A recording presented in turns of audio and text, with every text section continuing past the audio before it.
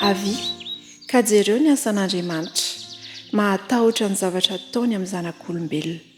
Salamo 1:25.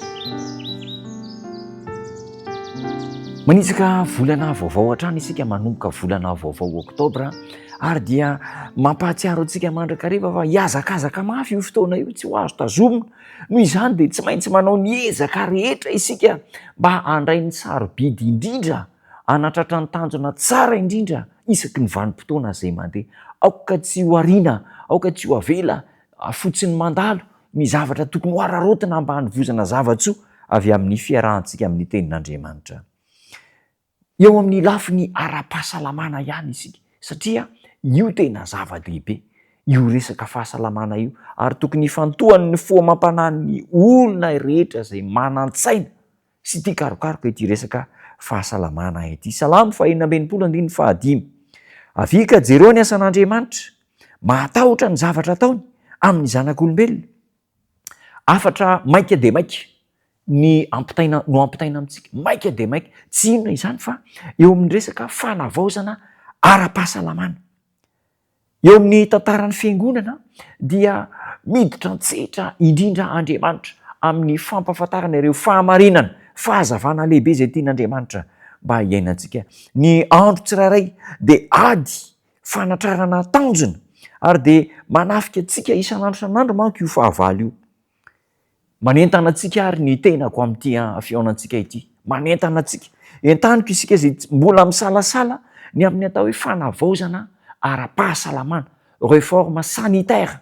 Manentana antsika mba handray am-posy, handray an-tanana ho zavatra tena manan-danja, sérieux izany fanentanana izay atao izany. Ka izao mampirisika ireo rehetra manana andraikitra mba eo amin'ny asan'Andriamanitra na misehatrinona na misehatrinona mba handray afatra ka fahamarinana no ho ambony eo amin'ny lafim-piainana rehetra. Amin'izany dia andresy ny fakapanahy isika. Fantatsika ve fa ny fahasalamana, ny fifehezana ny fahasalamana dia hitondra tanjaka ara-panahy antsika. Indray ny olona mieritreritra fa mangataka ny fanahy masina aloha zay vao hanana hery hifehezana ny fahasalamana.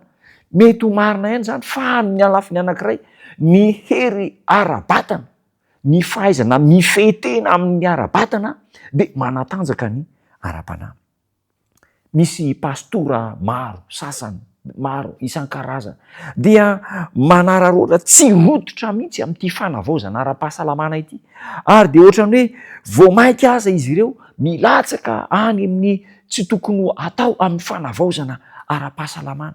Manararaotra ny fitiavan-komana sy ny antendan-kanina na dia azo atao azy mba ahafahana manome fahafaham-pon'ny tenany. Resaka amin'ny mpitandrina namana rehetra, fanavaozana ara-pahasalamana afatra maika ho an'ny mpitandrina rehetra. Fanavaozana ara-pahasalamana afatra maika ho an'ny fiangonana rehetra. Fanavaozana ara-pahasalamana afatra maika ho an'izao tontolo izao.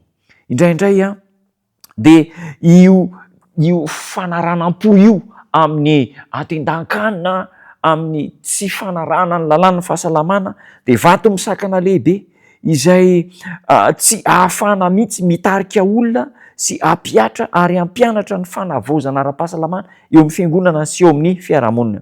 Tsy misy olona afaka hoterena mampianatra vahoaka nefa ny fampianarana sy ny ohatra asehony dia manohitra ny fampianarana izay nomen'Andriamanitra ny mpanompiny amin'ny fomba fisakafoana, satria hitarika fifanjevona izany.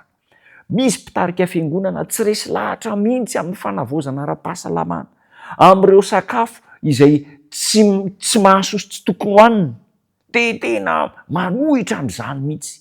Tsy avy amin'Andriamanitra izany toe-tsaina izany, ary tena manizingizina mihitsy ny tari-dalana fa ny mpitarika fiangonana no lola arana amin'ny fanavaozana ara-pahasalamana. Ny fiangonana tsirairay, ny fianakaviana tsirairay dia tokony ampianarina ny atao hoe fahalalana hony kristianina. Fahalalana hony kristianina tokony ho fantatry ny tsirairay ny fomba fihinana sy fisotro mahasalama, ary eo ampiatrina ny fiafarany tantarana izao tontolo izao isika ankehitriny. Tokony ho asa mirindra no hita eo amin'ny laharan'ireo mpitandrina ny didin'Andriamanitra rehetra.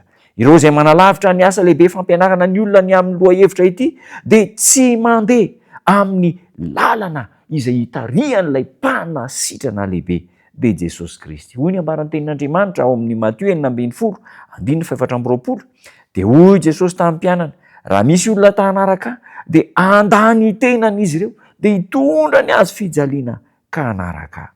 Fanavaozana ara-pahasalamana. Tsy maintsy iainan'ireo manaraka ny Kristy amin'ny andro farany. Fanavaozana ara-pahasalamana.